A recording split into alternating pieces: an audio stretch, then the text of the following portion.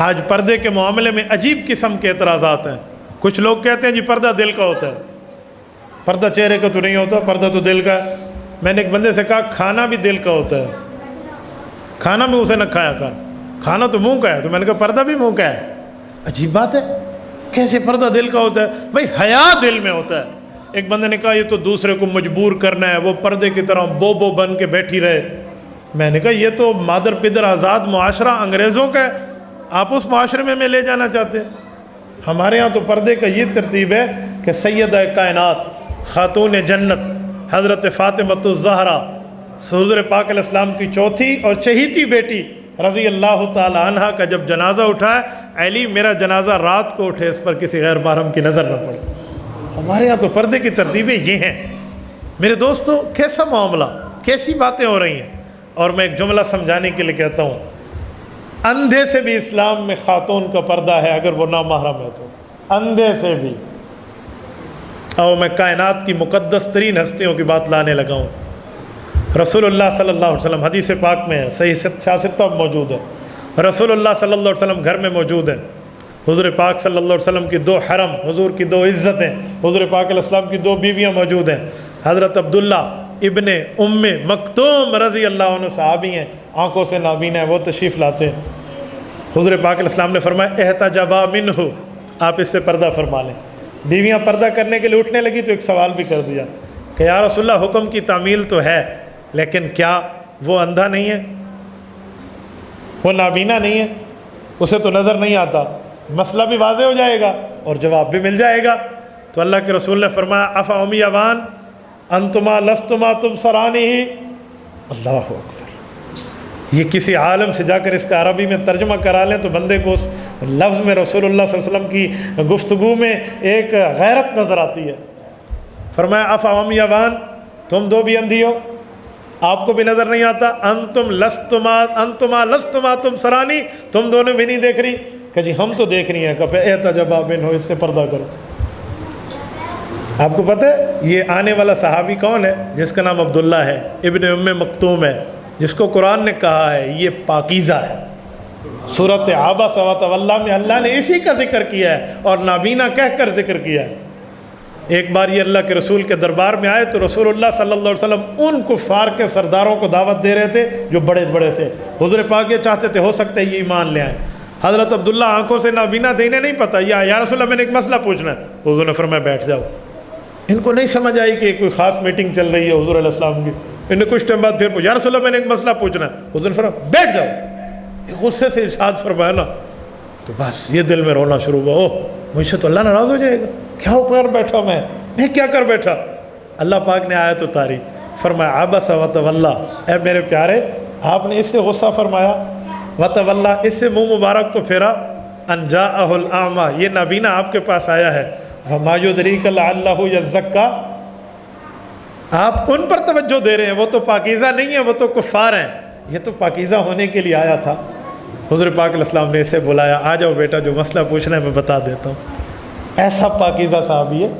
اور یہ وہ بندہ ہے کئی موقعوں پہ اللہ کے رسول صلی اللہ علیہ وسلم جب جہاد کے لیے تشریف لے جاتے ہیں نا مدینہ کی زندگی میں، پیچھے مسجد نبوی کا امام اور خطیب بنانا پڑتا کہ اگر جمعہ ہوگا تو وہ جمعہ پڑھائے گا اور باقی نمازوں کے دن ہوں گے تو وہ نمازیں پڑھائیں گے.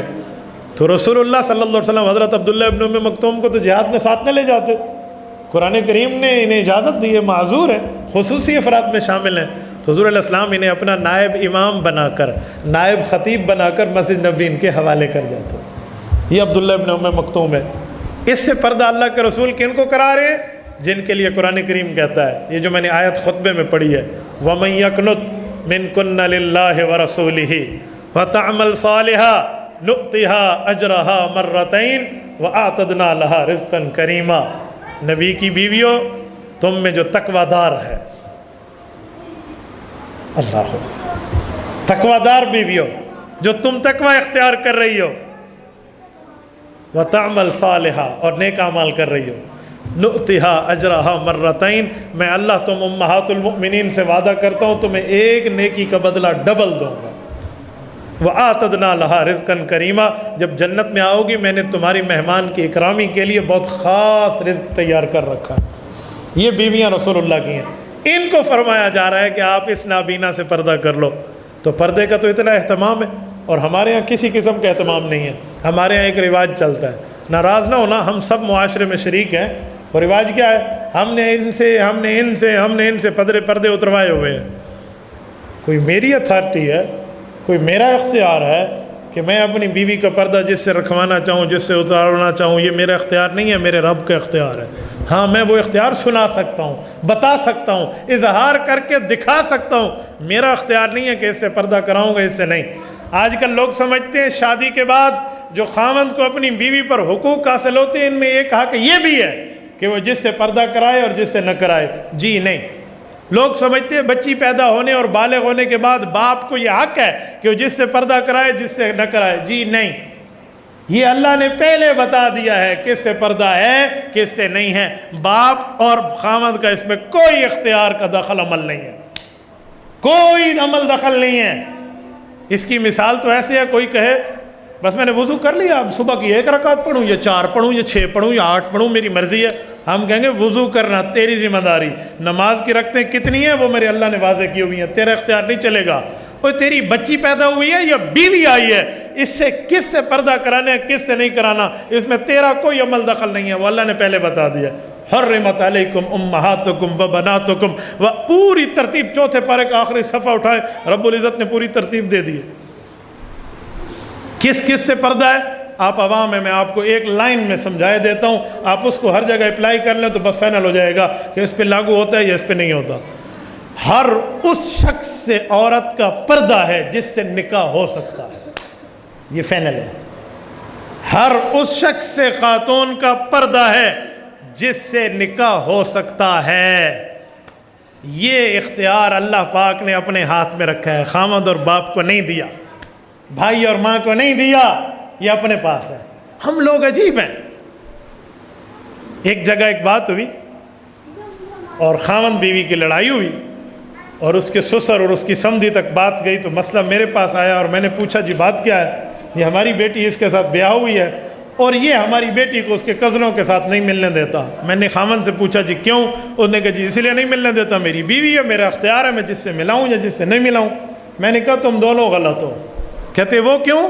میں نے کہا جو کہہ رہا ہے نہیں ملانے دیتا وہ میرے پاس شکایت لایا ہے سسر بن کے، یہ بھی غلط ہے، اور جو خاوند کہہ رہا ہے جس سے ملاؤں جس سے نہ ملاؤں، یہ جملہ بھی غلط ہے۔ کوئی کزن سے تو ویسے ہی پردہ ہے، کزن سے تو نکاح ہو سکتا ہے، وہ تو ویسے ہی پردہ ہے، خاوند کے اختیار نہیں ہے۔